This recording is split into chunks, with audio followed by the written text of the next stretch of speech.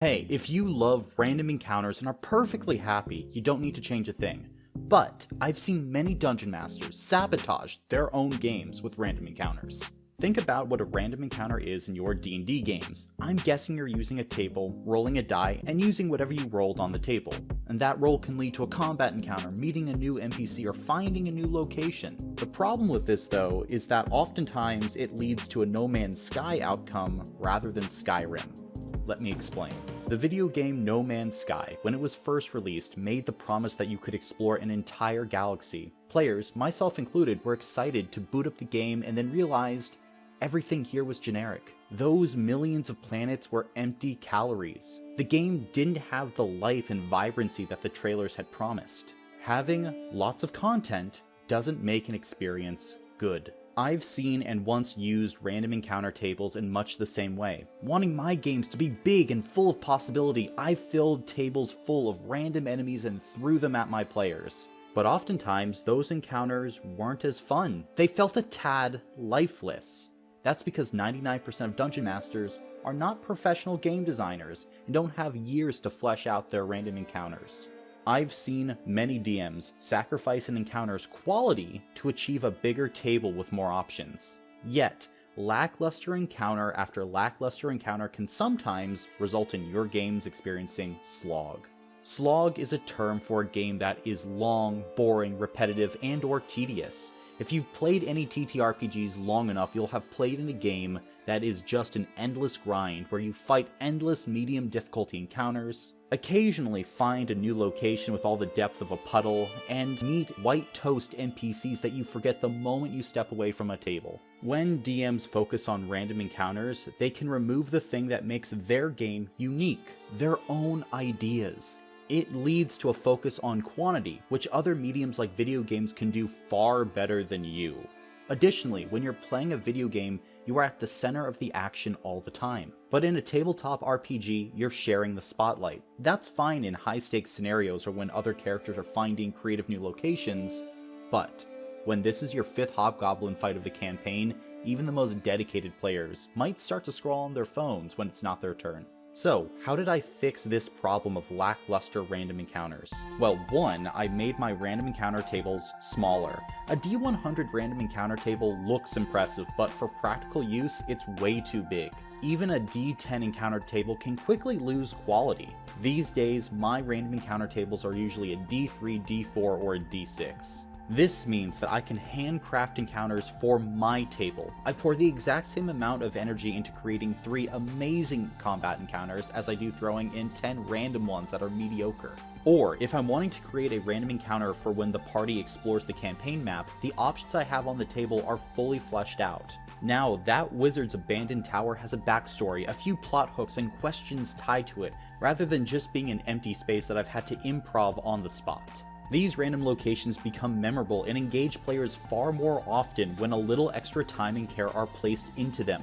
Your players will be able to tell that this is something you worked on. There is a tangible difference between a location or encounter you've worked on and one that is generated in the moment for most DMs. I know that I, as a player, would vastly prefer one really well thought out encounter that sticks into my head for weeks, over going to a weird place that might be kinda interesting but is ultimately forgettable. In the comments, there might be a few super DMs that can improv everything on the spot all the time and never plan a thing, and that's great for you, but giving that advice to new DMs that barely know how spell slots work ain't it. Also, 50% of the time those DMs actually run games that I would not want to be a part of anyway, so take that as you will. Additionally, I don't use one big encounter table anymore. If I'm using encounter tables, I've got 3 tables, my combat, exploration, and narrative tables. I roll my combat table if I feel it's time for the party to stumble into combat. This might be after a particularly bad day of travel, or if it's just been a few sessions since the players got to roll initiative. There are usually 3 encounters on the table, with some being a little harder and some being a little easier, but all are interesting or have a twist. Whether that comes down to the terrain in place or the abilities that a particular enemy has, I would be comfortable running any of these encounters for the finale of a dungeon. And I impose that standard of quality for a reason. As dungeon masters, we improve on the things we do the most. If you're a DM that does a lot of roleplay in your sessions, you'll likely get pretty good at making real-seeming NPCs. If you're a DM that runs a lot of combat, you'll get better at balancing combat. Now, if you are actively crafting lots of encounters with interesting enemies or a cool twist in them, you'll get better at making those combats. Your creative well doesn't run dry. That's not how that works. Creativity is like a muscle that you have to exercise. So by constantly exercising this muscle, you get really good at creating cool combats. Now my second table is specifically for exploration. Now I often see DMs turn exploration or travel into combat tables. As you travel, you get jumped by goblins for the 100th time, or a white dragon descends out of the sky just because you rolled low. But exploration is more than that. A fantasy world is filled with crumbling ruins, obscure artifacts, and incredible pieces of nature. So for this table, I like to have at least one small dungeon, usually 5 rooms at most in this dungeon, one building of some sort that's like a random black monolith in the middle of a field, and one fantastical piece of nature like a forest whose leaves are pink but contains a dark secret. Now, for each encounter, I break them down into the draw, the meat, and the prestige. The draw is what draws the adventuring party in. So if the random encounter was the black monolith, the draw would be a black monolith in the center of an empty field with piles of treasure at its base. The meat of an encounter is what the party actually does there. So, for the monolith, they'll find it carved with strange runic carvings and discover that its surface is cold to the touch. Creatures that actually touch the monolith will find their intelligence scores increase by 1, once to a maximum of 21. The party tries to decipher more about the monolith due to the cipher located along the sides of its form. This leads to the players engaging in some rudimentary code breaking. And last, there is the prestige. This is the thing that will recontextualize this entire encounter and make it stick in the minds of your players. The monolith's prestige comes when the code is broken and the party learns that it was the BBEG of the entire campaign that created this monolith. But the code says this monolith was a gift for a nearby town. Now the party has a mystery on their hands. They can continue on their quest, or they can head to the nearby town and attempt to learn more. The draw, the meat, the prestige, these 3 steps come together to create really memorable exploration encounters.